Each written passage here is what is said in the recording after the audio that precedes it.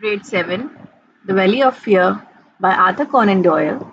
Act 1, Scene 5. Read aloud. For more videos on the same topic and many other novels and play scripts, please subscribe my channel, Learners on Board. You can find complete playlist of The Valley of Fear, Brother in the Land, Hidden Figures and many other novels on my channel. Act 1, Scene 5. Burlstone Manor, 1895, The Study.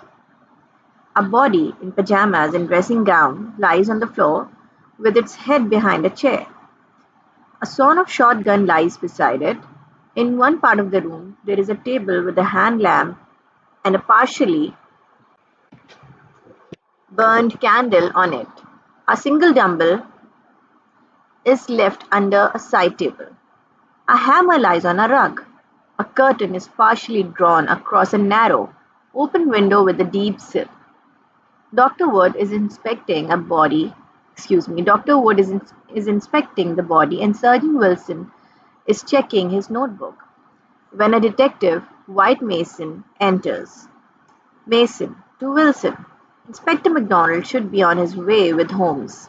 I've sent word this case is a snorter. Sergeant Wilson, I don't mind admitting it's a deal too thick for the likes of me, sir. Dr. Wood, I hope they're of more assistance than I can be, Mr. Mason. Mason, even so, thank you for attending, Dr. Wood. Dr. Wood, Mr. Douglas must have received the whole charge at close range. His head is blown almost to pieces. He continues inspecting the body. Sergeant Wilson, indicating the gun. Most unusual the way the barrels are cut, sir. Mason, looking at the gun. I have read that a sawn-off shotgun is a weapon used in some parts of America. Sergeant Wilson, as soon as I came into the room, I noticed the triggers had been wired together. Mason, it was Mr. Barker who called you out. Sergeant Wilson, yes, sir. He came to the station he refers to a notebook, a little before midnight to say a terrible tragedy had occurred here. I have made sure nothing has been disturbed since then. Mason, I've asked the butler, Ames, to bring Mr. Barker through. Let's see what we can establish before the men from London arrive. Dr. Wood, rolling back the dead man's sleeve. Could this have any connection with the crime? Sergeant Wilson, looking. How rum. Mason, looking. A triangle inside a circle. Dr. Wood, it's not tattooed. The man had been branded at some time, just as they brand cattle. Mason, what does it mean? Barker enters, followed by Ames. Barker, I don't profess to know the meaning of it, but I have seen the mark on Douglas any time these last 10 years. Sergeant Wilson, to Mason. Mr. Cecil Barker, the friend of the deceased who raised the alarm. Ames, pointing to brand mark. I've also seen it many times, sir, and wondered what it can be. Mason, thank you, Ames. Then it can have nothing to do with the crime. Sergeant Wilson, it's a rum thing, all the same. Mason, introducing himself to Barker, White Mason of the Sussex Detective Force. I'd rather be grateful if you could confirm your account of last night's events, Mr. Barker. Barker, certainly. Mason, I would also like you to stay, Ames. Perhaps you can add some useful information. Ames, I'll do my best, sir.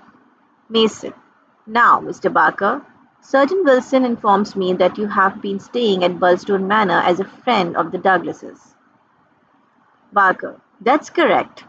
Mason, when were you first aware that a murder had been committed?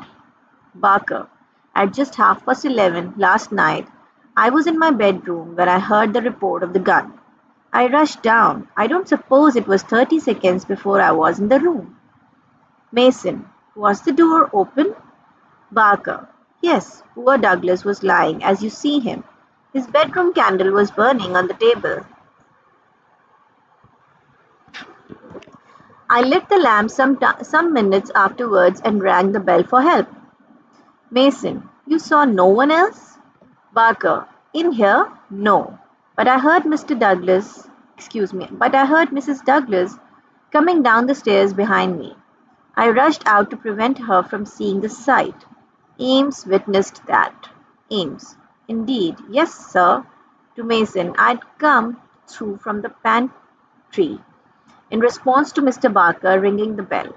I was in time to see Mrs. Allen, the housekeeper, taking Mrs. Douglas away. Dr. Wood, if you'll excuse me, I should attend to Mrs. Douglas? Mason, of course. Dr. Wood goes off. Barker, then Ames and I came straight back in here. Mason, and you saw no one else at all? Barker, no. Ames, no, sir. Mason, yet, if what Sergeant Wilson tells me about the security of the house at night is correct. Sergeant Wilson, over. I'm sure of the details, sir. Mason, then how could any murderer escape unseen? For more videos on the same topic and many other novels and play scripts, please subscribe my channel, Learners on Board. Thank you for watching.